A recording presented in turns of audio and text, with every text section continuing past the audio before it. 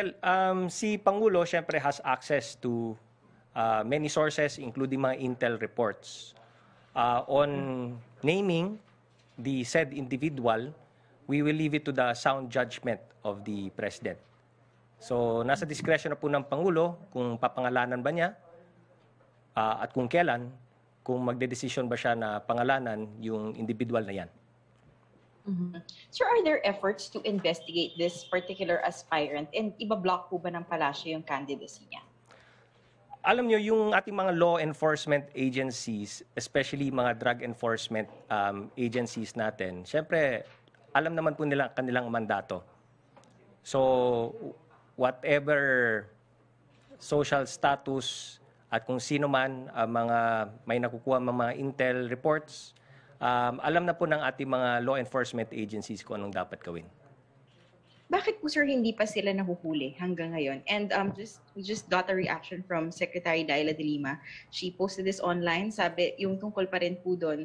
Sabi niya, while unnamed, it's pretty obvious who he is referring to. Kung ganun, dapat pala siya ang pinakulong, hindi ako. Hindi ba kasama ang cocaine sa drug war? Do you have any reaction to that? Siyempre kasama ang cocaine sa drug war. Lahat naman ng mga illegal drugs kasama yan sa drug war. So, let's leave it to the sound judgment na lang ni Pangulong kung kailan niya pangalanan, if ever. No? Kasi siyempre, as the one heading all of our enforcement agencies, no, in the executive branch, siyempre may mga ginagawa silang mga procedures na kailangan nating sundin.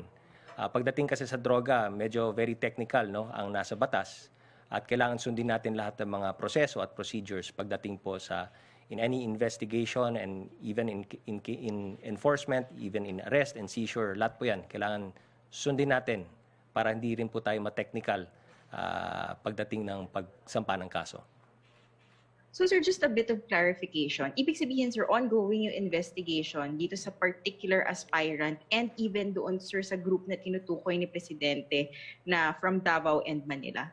I'm sure if these are coming from intel reports mula sa ating mga drug enforcement agencies, then it is safe to assume na if may investigation, then they're already doing everything in their power to catch whoever perpetrators at kung sino man ang dumalabag sa batas.